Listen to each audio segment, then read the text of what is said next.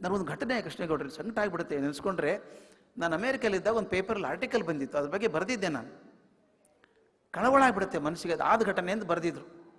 ಫ್ಲಾರಿಡಾದಲ್ಲಿ ಬಹುದೊಡ್ಡ ಶ್ರೀಮಂತ, multi billionaire, ಒಂದ್ಸಲ ರಸ್ತೆ ಮೇಲೆ ಹೊರಟಿದ್ದಾನೆ ಕಾರಲ್ಲಿ. ದೊಡ್ಡದೊಂದು ಶಾಪಿಂಗ್ ಮಾಲ್ ಬಂತು, ನಿಲ್ಲಿಸಿದ ಕಾರು. ಒಳಗಡೆ ಹೋದ. ಇಡೀ ಗ್ರೌಂಡ್ ಫ್ಲೋರ್ ಪೂರ್ತಿ ಎಲ್ಲ ಬರೀ ಹೂವಿನ ಅಂಗಡಿ, ಬೊಕೆ ಹೂವಿನ ಅಂಗಡಿ. ಒಳಗಡೆ ಹೋದ. ಸ್ಟೈಲಿಶ್ ಆಗಿ ಮ್ಯಾನೇಜರ್ ಕೇಳಿದ, which is the costliest bouquet here? ಬಹಳ ಚೆನ್ನಾಗಿರೋದನ್ನು ಕೇಳಲಿಲ್ಲ, ಕಾಸ್ಟ್ಲಿಯೆಸ್ಟ್ ಬೊಕೆ ಯಾವುದು ಅಂತ ಕೇಳಿದ. ಅವ್ನು ಗೊತ್ತಾಯ್ತೀವಿ ನಾನೋ ಶ್ರೀಮಂತ ಗಿರಾಕಿ ಅಂತ. ಅವ್ನು ಕರ್ಕೊಂಡು ಹೋದ. ಸರ್ ಇದು ಬಹಳ ಚೆನ್ನಾಗಿದೆ ಸರ್, ಆರ್ಕಿಡ್ಗೆ ಹೂ ಇದು, ಒಂದು ವಾರಗಟ್ಟಲೆ ಚೆನ್ನಾಗಿರುತ್ತೆ ಅಂತ ತೊಗೋಬೋದು ಅಂತ. ಎಷ್ಟದಕ್ಕೆ? $150, $150. ಇವನಿಗೇನು ಚಿಂತೆ ಅಲ್ಲ, ನೋ ಪ್ಯಾಕ್ ಮಾಡಿ ಅಂತ. ಅವನು ಪ್ಯಾಕ್ ಮಾಡ್ತಿರ್ಬೇಕಾದ್ರೆ ಅವನು ಕೇಳಿದ, ನಿಮ್ಮಲ್ಲಿ ಕೊರಿಯರ್ ಸರ್ವಿಸ್ ಇದೆಯಾ ಅಂತ ಕೇಳಿದ. ಇದೆ ಅಂದರು. ಇವತ್ತೇ ಮುಟ್ಟಿಸ್ಬೇಕು, ನಾನು ಅಡ್ರೆಸ್ ಕೊಡ್ತೀನಿ, ಇದು ನಮ್ಮ ತಾಯಿ ಹುಟ್ಟಿದ ದಿವಸ ಇವತ್ತು, ಎಂದೂ ಮಿಸ್ ಮಾಡಿಲ್ಲ ನಾವು ಹೂ ಕಳಿಸೋದನ್ನ, ಇವತ್ತು ಕಳಿಸ್ಕೊಡ್ಬೇಕು. ಆಗ್ಬೋದು ಅಂದರು. ಅವ್ನು ಡೌಟ್ ಬಂತು, ಈ ಕೊರಿಯರ್ನವ್ರು ಹೇಳೋಕ್ಕೆ ಬರಲ್ಲ, ಇವತ್ತಂತಾರೆ ನಾಳೆ ಕೊಟ್ಬಿಡ್ತಾರೆ. ಬೇಡ, ನನಗೋಸ್ಕರ ಒಂದು ಕಾರ್ ತೊಗೊಳ್ಳಿ, ಹೈಯರ್ ಮಾಡ್ಕೊಳ್ಳಿ, ಒಂದು ಸಪ್ರೇಟ್ ಕಾರು ಮೆಸೆಂಜರ್ ತೊಗೊಳ್ಳಿ, ಈ ಬೊಕೆ ತೊಗೊಂಡು ಹೋಗಿ ನಮ್ಮ ತಾಯಿ ಕೊಟ್ಟು ನಾನು ಫೋನ್ ಮಾಡಬೇಕು ಅವ್ನು ಕೊಟ್ಟಿದ್ದೀನಿ ಅಂತೇಳಿ. ಆಗತ್ತಾ? ಅದಕ್ಕೆ ಎಷ್ಟಾಗುತ್ತೆ? ಅದಕ್ಕೆ $400 ಆಗುತ್ತೆ. ನೋ ಪ್ರಾಬ್ಲಮ್, ತೊಗೊಳ್ಳಿ ಅಂದ. ತಾನು ಕಾರ್ಡ್ ಕೊಟ್ಟ, ಅದೆಲ್ಲ ನೈಸ್ ಪ್ಯಾಕ್ ಮಾಡಿದ್ರು. ತನ್ನ ವಿಸಿಟಿಂಗ್ ಕಾರ್ಡ್ ಕೊಟ್ಟ, ಅಮ್ಮನ ಅಡ್ರೆಸ್ ಬರ್ಕೊಟ್ಟ ಹಿಂದೆ. ಆಯಿತು ಸರ್, ತರಿಸ್ಬಿಡ್ತೀವಿ, ಇನ್ನೊಂದು ತಾಸಲ್ಲಿ ಕಾರ್ ಬರ್ತದೆ, ನಿಮ್ಮ ತಾಯಿಗೆ ಮುಟ್ಟಿಸಿ ಫೋನ್ ಮಾಡ್ತೀವಿ ಅಂದರು. ಇವನಾಯಿತು ಒಂದು ಸಂತೋಷವಾಗಿ ಹೊರಗೆ ಬರ್ತಾ ಇದ್ದ. ಅಂತೂ ಅಮ್ಮನಿಗೆ ಹೂ ಕಳಿಸೋದು ಕೆಲಸ ಆಯ್ತಲ್ಲ.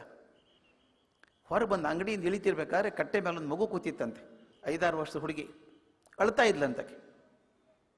ಎದ್ದು ನಿಂತ್ಕೊಂಡು ನೋಡಿ, ಅಂಕಲ್ ನನಗೊಂದು $1 ಕೊಡ್ತೀರಾ ಅಂತ ಕೇಳಿದ್ಲಂತೆ. ಯಾಕಮ್ಮ ಅಂತ ಕೇಳಿದೆ. ಸರ್ ಇವತ್ತು ನಮ್ಮಮ್ಮನ ಹುಟ್ಟಿದ ಹಬ್ಬ ಸರ್, ಆಕೆಗೆ ಮಾತು ಕೊಟ್ಟಿದ್ದೆ, ನಾನು ಹುಟ್ಟಿದ ದಿವಸ ಆಕೆಗೆ ಒಂದು ಕೆಂಪು ಗುಲಾಬಿ ಹೂ ಕೊಡ್ತೀನಿ ಅಂತ ಮಾತು ಕೊಟ್ಟಿದ್ದೆ ಸರ್. ನನ್ನ ಕಡೆ ಏನೂ ದುಡ್ಡಿಲ್ಲ ಸರ್, $1 ಕೊಡ್ತೀರಾ? ಈಗ ತಾನೇ ಅಮ್ಮನಿಗೋಸ್ಕರ $550 ಕೊಟ್ಟಿದ್ದಾನಲ್ಲ ಇವನು, ಬಾ $1 ಯಾಕೆ, ಒಂದು ಬೊಕ್ಕೆ ತಗೋ ಕೊಡಿಸ್ತೀನಿ ನಾನು ಅಂದ. ಬೇಡ ಅಂಕಲ್, $1 ಸಾಕು. ಆಕೆ ಮೂಲೆಗೆ ಹೋದ್ಲು. ಅಲ್ಲಿ ಒಂದು ಕೆಂಪು ಗುಲಾಬಿ ಹೂವು ಮುಳ್ಳೆಲ್ಲ ತೆಗೆದು ಆ ರೋದಲ್ಲಿ ಪ್ಲಾಸ್ಟಿಕ್ಕಲ್ಲಿ ಸುತ್ತಿ ಕೊಟ್ಟರು. ಈತ $1 ಕೊಟ್ಟ. ಆ ಹುಡುಗಿ ಕಣ್ಣು ಒರೆಸ್ಕೊಂಡು ಥ್ಯಾಂಕ್ ಯು ಅಂಕಲ್ ಅಂತ ರೋಡಿಗೆ ಓಡಿದ್ಲು. ಇವನಂದ, ಹುಡುಗಿ ಅಮ್ಮನಿಗೆ ಹೆಂಗೆ ಕೊಡ್ತಾಳೆ ನೋಡ್ಬೇಕು ಅದನ್ನ ಹೂವು ಅಂತ. ಆಕೆಯಿಂದ ತಾನು ಓಡಿದ, ರಸ್ತೆ ದಾಟಿ ಹೋದ. ಆ ಹುಡುಗಿ ತಿರುಗಿ ನೋಡಲಿಲ್ಲ, ಅವಸರದಲ್ಲಿದ್ಲು. ರೋಡ್ ಕ್ರಾಸ್ ಮಾಡಿ ಹೋದ್ಲು. ಆ ಸಂಧಿ ಹೋಗ್ಬಿಟ್ಟು ಊರು ಹೊರಗೆ ಬಂದ್ಬಿಟ್ಲು.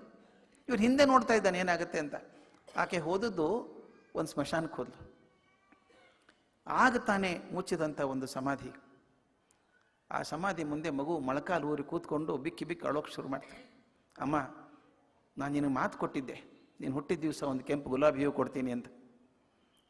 ನನ್ನ ಕಡೆ ದುಡ್ಡು ಇರಲಿಲ್ಲ, ಒಬ್ಬರು ಅಂಕಲ್ ಕೊಟ್ಟರು, ತೊಗೊಳಕ್ಕೆ ನೀನೇ ಇಲ್ಲಲ್ಲಮ್ಮ, ನೀ ಎಲ್ಲಿದ್ದೀಯೋ ಅಲ್ಲಿ ನನಗೆ ಆಶೀರ್ವಾದ ಮಾಡು ಅಂತ ಆ ಸಮಾಧಿ ಮೇಲೆ ಕೆಂಪು ಗುಲಾಬಿ ಇಟ್ಟು ಹುಡುಗಿ ತಲೆ ಬಗ್ಸಿ ನಮಸ್ಕಾರ ಮಾಡ್ತು. ಹಿಂದೆ ನಿಂತಿದ್ನಲ್ಲ ಶ್ರೀಮಂತ, ಅವನಿಗೇನು ಅನಿಸ್ತು, ನೋಡ್ತಾನೆ ಕಣ್ಣಲ್ಲಿ ನೀರಿದೆ. ಶರ್ರ ಅಂತ ಓಡ್ದ, ಅಂಗಡಿಗೆ ಹೋದ. ಕಾರ್ ಬಂತಾ ಅಂತ ಕೇಳ್ದ. ಇಲ್ಲ ಬರ್ತಾ ಇದೆ, ಕ್ಯಾನ್ಸಲ್ ಮಾಡಿ, ಕಾರ್ ಕ್ಯಾನ್ಸಲ್, ಬೊಕ್ಕೆ ನನಗೆ ಕೊಡಿ. ಕಾರ್ ಬೊಕ್ಕೆ ಎತ್ಕೊದ್ದು ಡ್ರೈವರ್ಗೆ ಹೇಳ್ದ, ಅಮ್ಮನ ಮನೆಗೆ ನಡಿ ಹೋಗೋಣ. ಅವ್ನು ಅಪಾಯಿಂಟ್ಮೆಂಟ್ ಎಲ್ಲ ಕ್ಯಾನ್ಸಲ್ ಮಾಡಿ ಇವತ್ತು ಹೋಗೋಣ. ಸೀದಾ ಹೋದ. ಅಮ್ಮ ವೃದ್ಧಾಶ್ರಮದಲ್ಲಿದ್ದಾಳೆ. ಬಾಗಿಲು ತಟ್ಟಿದ್ದ, 92 ವರ್ಷ ಮುದುಕಿ. ಮಗ ಬಾಗಿಲು ಹೊರಗೆ ಬಂದು, ಅಮ್ಮ ನೀನು ಹುಟ್ಟಿದ ಹಬ್ಬದ ಶುಭಾಶಯಗಳು ಅಂತ ಹೂ ಕೊಟ್ಟು ನಮಸ್ಕಾರ ಮಾಡಿದ. ಯಾಕೆಂದ್ರೆ ನೀನು ಯಾಕೆ ಬಂದ್ಯಪ್ಪ ಹುಡುಗ, ನೀನು 108 ಕೆಲಸ ಅಲ್ಲೋ, ಬಹಳ ಬ್ಯುಸಿ ಇರ್ತೀಯ ನೀನು, ಪ್ರತಿ ವರ್ಷ ಕಳಿಸೋಂಗೆ ಹೂ ಕೊಟ್ಟರೆ ಸಾಕಾಗಿತ್ತಲ್ಲ ಅಂತ ಅಮ್ಮ ಅಂದ್ಲಂತೆ. ಅದಕ್ಕೆ ಅವನು ಹೇಳ್ತಾನೆ, ಅಮ್ಮ ಬೆಳಗ್ಗೆ ಒಬ್ಬ ಹುಡುಗಿ ನನಗೆ ಅಮ್ಮನಿಗೆ ಹೂ ಹ್ಯಾಕೆ ಕೊಡಬೇಕು ಅಂತ ಕಲಿಸಿದಾಳೆ ನನಗೆ. ಆಕೆ ಅಮ್ಮ ಬದುಕಿಲ್ಲ, ಬದುಕಲಾರದ ಅಮ್ಮನಿಗೆ ಆ ಪ್ರೀತಿಯಿಂದ ಮಗು ಹೂ ಕೊಡೋದಾದ್ರೆ ಬದುಕಿದ ಅಮ್ಮನಿಗೆ ನಾನು ಹೆಂಗೆ ಪೋಸ್ಟ್ಲೆ ಕಲಿಸ್ಲಾ ನಾನು, ಅದಕ್ಕೆ ನಾನೇ ಬಂದೆ ಅಂತ ಹೇಳಿದ್ದಂತೆ. ಒಂದೊಂದ್ಸಲ ಚಿಗುರೆಲೆ ಬುದ್ಧಿ ಕಲಿಸ್ಬೇಕಾಗತ್ತೆ, ಹಣ್ಣೆಲೆ ಕೂಡ ಚಿಗುರೆಲೆ ಬುದ್ಧಿ ಕಲಿಸ್ಬೇಕಾಗತ್ತೆ. ನಾವು ಕೊಡಬೇಕಾದದ್ದು ಹಿರಿಯರು ನಮ್ಮಿಂದ ಏನು ಅಪೇಕ್ಷೆ ಮಾಡಲ್ಲ. ನಿಮ್ಮನೇಲಿ ಅಜ್ಜ ಅಜ್ಜಿ ಇದ್ರೆ, ಹಿರಿಯರಿದ್ರೆ ನೋಡಿ, ಹೊಸ ಸೀರೆ ತಂದು ಕೊಡಿ. ಯಾಕೆ ತರ್ತೀಯೋ, ತರಬೇಡ, ಇದನ್ನು ಎದಕ್ಕೆ ಬೇಕು ನನಗೆ, ಟ್ರಂಕಲ್ಲಿ ಹಾಕ್ತಾರೋ ಅವರು, ಇಸ್ಕೊಳ್ಳೋ ಸಲ. ಅವ್ರಿಗೆ ಯಾವುದು ಬೇಕಾಗಿಲ್ಲ, ಬೇಕಾದಿದ್ದು ಒಂದು ಪ್ರೀತಿ, ಒಂದು ಅಂತಃಕರಣದ ಮಾತು ಸಾಕು.